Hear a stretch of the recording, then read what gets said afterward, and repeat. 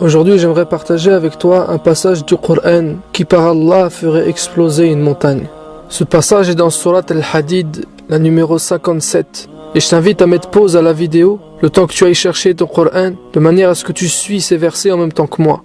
J'aimerais également que tu écoutes cette vidéo jusqu'à la fin, car les 5 versets que l'on va aborder ensemble t'apprendront entre autres les choses qui font faiblir la foi des musulmans, jusqu'à ce qu'ils la perdent complètement, et également la manière de la préserver. Nous sommes au verset 12 de la sourate 57 et Allah dit يَوْمَ تَرَى الْمُؤْمِنِينَ وَالْمُؤْمِنَاتِ يَسْعَى نُورُهُمْ بَيْنَ أَيْدِيهِمْ وَبِأَيْمَانِهِمْ. Le jour où tu verras de tes yeux les croyants et les croyantes, leur lumière courant devant eux et de leurs propres mains. C'est-à-dire que le jour du jugement, chaque croyant aura 2 lumières, une qui sortira de sa poitrine et qui éclairera ainsi le chemin devant lui, et une qui sortira de sa main droite. C'est-à-dire une lumière qui sort du cœur et une lumière qui sort des membres. Celle qui sort du cœur représente la foi, et elle aura plus ou moins d'intensité en fonction des personnes et du niveau de leur foi dans ce monde. Et la lumière qui sortira de leurs mains sera proportionnelle aux bonnes actions qu'ils ont accomplies. Et ta main droite ce jour-là représentera les membres de ton corps avec lesquels tu as accompli les bonnes actions. Il faut savoir également que le jour du jugement sera un jour sombre. Ce sera le jour où Allah SWT sera en colère contre une partie de l'humanité, les envoyant en enfer où ils ne vivront pas ni ne mourront. Ils seront maintenus dans la survie et les souffrances. Et ce sera un jour ténébreux, où il fera noir. Il n'y aura aucun lampadaire, aucun spot. Le soleil n'éclairera plus.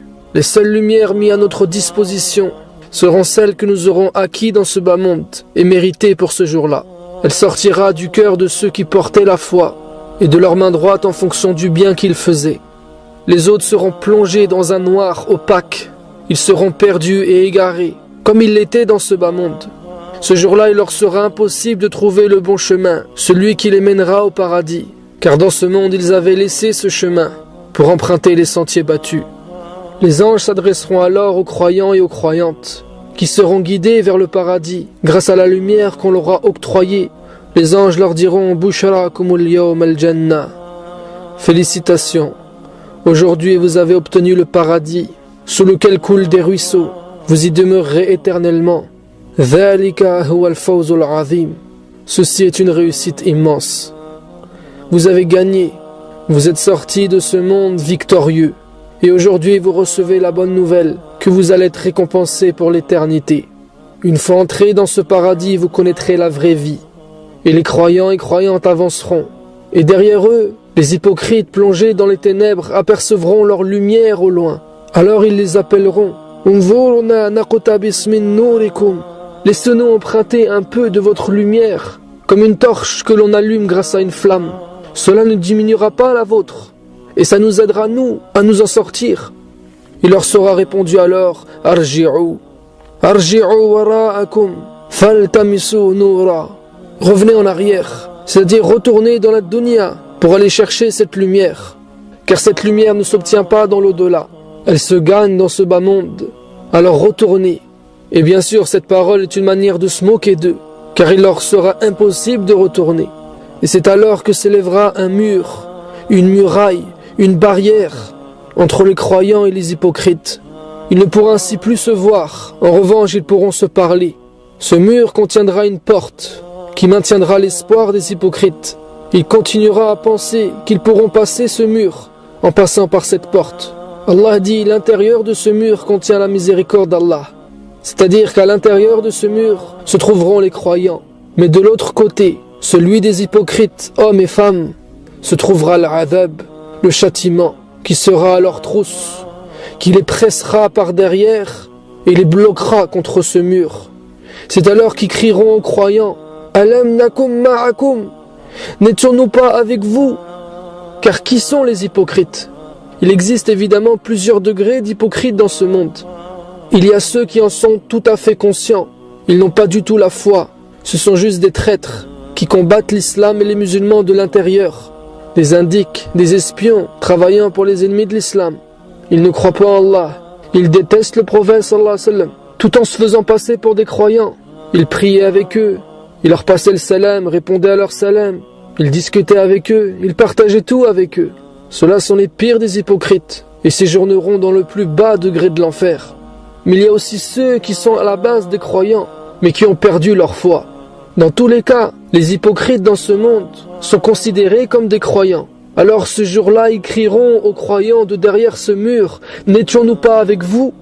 Et là, les croyants, les gens du paradis, vont leur donner une réponse magnifique. Ils vont prendre de leur temps pour leur expliquer pourquoi ils ne sont pas avec eux.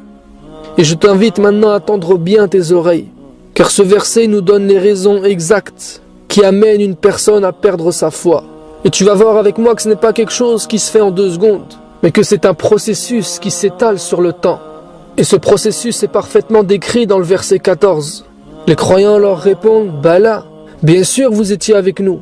Walakinnakum fatantum anfusakum. » Mais vous vous êtes laissé tenter. Vous vous êtes laissé entraîner dans la fitna. C'est-à-dire vous avez mis votre foi à l'épreuve. Vous vous êtes mis dans des situations où votre foi fut testée. Vous viviez dans un mauvais environnement, un environnement malsain, tout en pensant pouvoir gérer. Vous vous êtes mal entouré. Vous aviez de mauvaises fréquentations, tout en prétendant ne pas être comme eux. Vous pensiez être mieux qu'eux, même pouvoir les aider. Vous vous êtes mis dans des situations délicates, en supposant qu'elles n'auraient pas d'effet sur vous. Pourtant, ça a eu un impact sur votre cœur. Ça a affecté votre foi. Des choses qu'un croyant est supposé trouver très graves sont devenues normales à vos yeux. Le mal s'est banalisé et vous en êtes devenu insensible. Vous vous êtes laissé tenter. C'est le premier élément. Ton environnement, car c'est lui qui fait de toi ce que tu es et qui fera de toi ce que tu deviendras. Dis-moi où tu vas, ce que tu fais et qui tu fréquentes, et je te dirai qui tu es et ce que tu deviendras. Et là, je ne fais pas forcément référence directement aux boîtes de nuit ou aux bars à chicha. Tu peux très bien être dans un environnement entre guillemets halal et pourtant tuer ta foi. Tu peux même être chez toi pour ça. Aujourd'hui, avec la télé, internet et les réseaux sociaux, tu peux facilement te faire prendre dans un engrenage, une spirale infernale qui va démolir ta foi avec le temps. Tu vas perdre ton temps dans des futilités. À force d'écouter le discours des gens qui ont une maladie au cœur, même si tu ne les fréquentes pas directement, avec le temps tu deviendras comme eux, car leur maladie est contagieuse. Si tu ne t'immunises pas tous les jours, que tu ne suis pas un traitement, la fitna va avoir raison de toi. Bala, walakinnakum fatantum anfusakum. Vous vous êtes laissé aller. C'est la première raison. Deuxième chose, watarabbastum. Ce terme est malheureusement mal traduit dans notre Coran en français, car ça ne veut pas forcément dire que vous avez comploté. La langue arabe est riche et les mots peuvent avoir plusieurs sens. Et un autre sens est que vous avez repoussé constamment. Vous avez procrastiné. Vous saviez que ce que vous faisiez était mauvais, que vous traîniez avec des personnes pas fréquentables. Vous saviez que vous étiez en train de perdre votre temps dans des futilités et que votre foi était en train de chuter à cause de ça. Vous saviez que vous deviez changer, mais vous avez reporté ça à plus tard. Vous ne vouliez pas le faire aujourd'hui, maintenant, tout de suite, mais vous vous disiez demain, la semaine prochaine, le mois prochain, quand je me marierai, un jour, Inch'Allah. Et en fait, vous avez préféré rester ainsi et continuer à profiter, entre guillemets, tout en pensant pouvoir vous arrêter à n'importe quel moment. Vous pensiez être plus fort que votre ambiance, que votre environnement. Vous ne pensiez pas en être dépendant, en être addict. Alors qu'en fait, plus le temps passait, plus vous vous y attachiez, jusqu'à ce qu'il est devenu pour vous impossible de vous en séparer. Vous vous êtes enfermé en prison vous-même, et vous n'avez plus jamais réussi à en sortir. Vous voulez juste vous baigner, vous pensiez juste vous amuser, mais vous vous êtes fait submerger, et vous vous êtes noyé. Attention mon frère, ma sœur, aux vagues de la fitna, car si elles te prennent, elles t'amèneront loin du large, jusqu'à ce qu'il devienne trop difficile pour toi de revenir. Et lorsque tu regarderas derrière toi, tu te diras c'est trop tard pour moi, et tu vas être très mal, tu vas culpabiliser, tu vas te dire qu'est-ce que j'ai fait, j'ai vraiment fait n'importe quoi, pourquoi j'ai fait ça. Et personne n'aime se sentir mal, personne n'aime se sentir coupable. Alors Shaitan il va profiter de la situation pour la ramener à son avantage. Et il va vouloir te remonter le moral en te disant pourquoi tu te sens coupable, pourquoi tu culpabilises tant. En fait c'est l'islam qui te fait culpabiliser. C'est l'islam qui te dit que ce que tu fais c'est haram, c'est mauvais. Non, ce que tu fais c'est normal. Regarde, tout le monde le fait. Pourquoi toi tu vas te priver? C'est à cause de l'islam que tu te sens mal comme ça. Libère-toi de ce fardeau. L'islam veut t'enlever ta liberté, veut te faire vivre comme au Moyen-Âge. C'est bon, c'est périmé tout ça. Faut vivre avec son temps. Et qui te dit que l'islam c'est la vérité? Et si Mohammed était finalement un menteur? Et que le Coran était une invention de sa part? Et si Dieu n'existait pas? Shaitan va faire tourner ce genre d'idées dans ta tête. Des doutes vont envahir ton esprit. Ces doutes n'auront aucun rapport avec la logique ou avec la raison. C'est pour ça que lorsque l'on répondra à un de ces doutes, tu en auras toujours un autre. Voilà pourquoi la troisième chose que les croyants diront aux hypocrites ce jour-là sera « Wa artabtum » vous avez commencé à douter. Car ces doutes vous permettaient de ne pas assumer, de fuir votre responsabilité. Vous vous cachiez derrière ces doutes pour justifier le fait de suivre vos passions. Et à partir du moment où tu doutes de ta religion, de ton Dieu, de ton prophète ou de ton livre, deux choses vont disparaître en toi. La première, c'est le désir de satisfaire Allah et celui de rentrer au paradis. Et la deuxième chose, c'est la crainte de l'enfer. Et ces deux choses-là sont la lumière de ce monde. Si tu ne les possèdes pas ici, tu en seras dépourvu là-bas. Les doutes que tu as laissés s'installer dans ton cœur ont démoli en toi la crainte et le désir de l'au-delà. L'akhira n'aura plus aucune signification pour toi. Les histoires de l'au-delà ne seront à tes yeux que des contes. Ce sera un sujet que tu ne prendras plus au sérieux. Et si tu mets Allah, le paradis et l'enfer de côté, alors la seule motivation qui te restera sera ce bas monde et ce qu'il contient. L'argent, les choses matérielles, les plaisirs, le confort, les femmes, la célébrité, le luxe. Tu ne te préoccuperas plus que de ça. Tes pensées seront dirigées uniquement vers ces choses-là. Tu consacreras tes efforts pour ces choses-là. Ces choses deviendront tes centres d'intérêt, car tu pensais qu'elles allaient te satisfaire, te rendre heureux. Mais la quatrième chose que les croyants leur diront, c'est « De vains espoirs vous ont trompé. Vous avez couru vers l'illusion du bonheur. Vous vous y êtes consacré à plein temps, en pensant que ces choses vous donneront ce que vous recherchiez. Wallahi ajib. Je m'étonne lorsque je vois des files d'attente pour acheter le nouveau iPhone. Je m'étonne lorsque je vois quelqu'un qui a un iPhone 6 baver devant le iPhone 7. Les gens qui courent après la dunya se retrouvent souvent dans les files d'attente, en pensant que s'ils ne possèdent pas cette chose qu'ils sont venus acheter, leur vie n'aura aucun sens. S'ils loupent cette chose, leur vie aura un manque, elle sera incomplète. Alors ils patientent, et ils dépensent leurs économies, et lorsqu'ils l'ont entre leurs mains, ils s'ennuient avec, et ils mangent ces choses jusqu'à ce qu'elles n'ont plus de goût. Alors ils vont en chercher d'autres. Ils courent après les nouveautés pour y trouver satisfaction, car ce qui est censé les satisfaire réellement n'existe plus en eux. Ils n'ont plus le désir de la rencontre d'Allah, le désir de vivre au paradis. Non, ça n'existe plus. Ils se sont fait tromper par des espoirs vains. Hatta ja'a amrullah, jusqu'à ce que l'ordre d'Allah est arrivé, jusqu'à ce que vous soyez morts puis ressuscités, comme Allah vous l'avait promis. Wa gharrakum billahi al-gharour.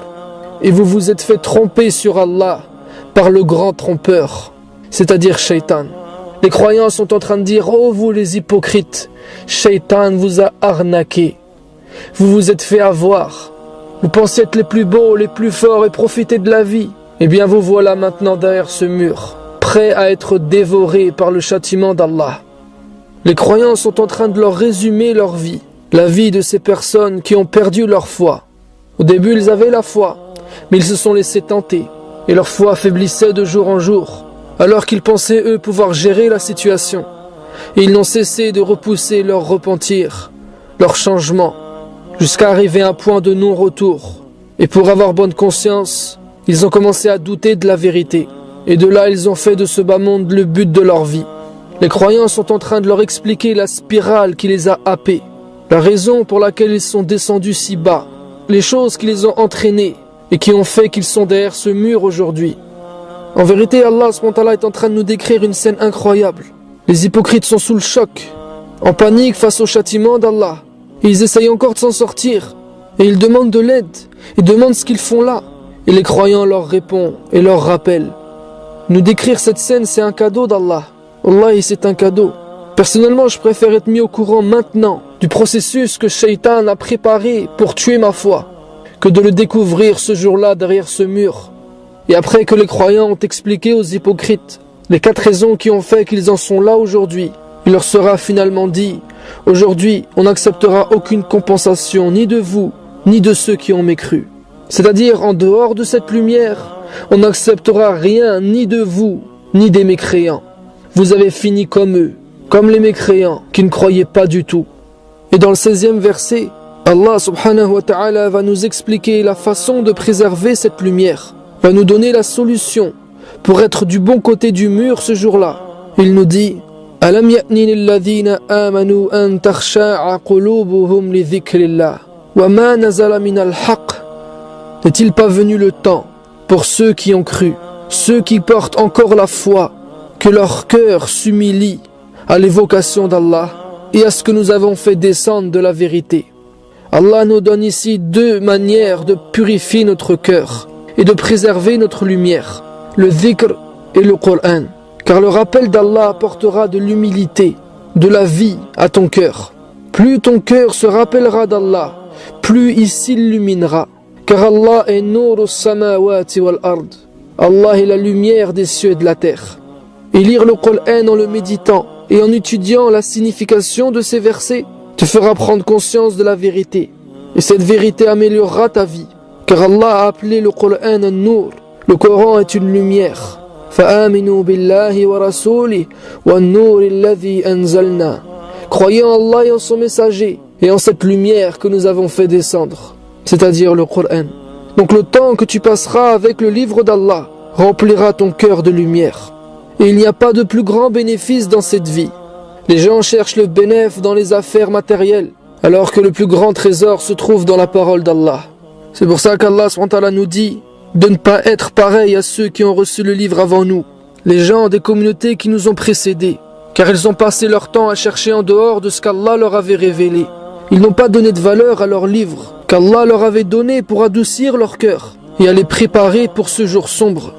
N'est-il pas venu le temps pour les croyants que leur cœur s'humilie par le rappel d'Allah et parce que nous avons fait descendre de la vérité, et de ne pas être pareil à ceux qui ont reçu le livre avant eux? Ceux-ci trouvèrent le temps assez long. فَقَسَتْ قُلُوبُهُمْ. Et leurs cœurs se sont endurcis. Plus le temps passe sans le rappel de la parole d'Allah, plus le cœur s'endurcit. وَكَثِيرٌ مِّنْهُمْ فَاسِقُونَ. Et beaucoup d'entre eux étaient des pervers. La perversité dans l'islam, c'est pas seulement d'être un obsédé sexuel, mais c'est de mettre la parole d'Allah derrière son dos et de s'attacher à cette dunya. À présent, il faut que chacun d'entre nous se demande ce qu'il a préservé de cette lumière. Car Allah nous l'a donné à chacun d'entre nous. Pour commencer, tu devrais déterminer à quelle étape tu es aujourd'hui. Est-ce que tu es en train de te diriger vers une situation de fitna? Est-ce que tu es déjà dans un environnement de fitna? Est-ce que tes amis et les gens qui t'entourent sont des personnes qui sont en train de te tenter et de te tirer dans le mauvais sens? Est-ce que tu es en train de t'attacher à cette mauvaise ambiance? Est-ce que tu es déjà attaché depuis un moment et que tu repousses la séparation avec ton environnement? Ou est-ce que tu es déjà si loin que des doutes sont déjà en train de tourner dans ta tête? Est-ce que tu t'es égaré si profondément que tu ne vis aujourd'hui que pour le divertissement, que pour ce bas monde et ce qu'il contient? Wallahi, rien de ce que nous pouvons acquérir dans ce monde ne vaut cette lumière au jour du jugement. Tout le reste ne sera d'aucune utilité. Et le seul endroit où se procurer cette lumière, c'est ici. Après, ce sera trop tard. Et on doit tous se sentir concernés par ces versets. Parce que wallahi, la foi que l'on a aujourd'hui n'a aucune garantie. Dans ce monde, il n'y a jamais rien d'acquis. Cette foi pour laquelle tu as sué n'est pas quelque chose d'automatique. Tu peux même penser l'avoir, alors qu'en fait non. Il faut toujours faire des efforts. C'est ma responsabilité. C'est la tienne aussi. Et ici, on peut s'entraider pour ça. On peut se faire des rappels pour augmenter notre foi. Mais le jour du jugement, ce sera trop tard. On ne pourra pas s'emprunter de la lumière. C'est ici que l'espoir est permis. Et d'ailleurs, Allah SWT conclut ce passage dans Surat Al-Hadid, dans le verset 17, par un message d'espoir. Il dit "I'lamu anna Allah yuhyi al-arda ba'da mawtiha." Et sachez qu'Allah subhanahu wa ta'ala fait revivre la terre après l'avoir fait mourir.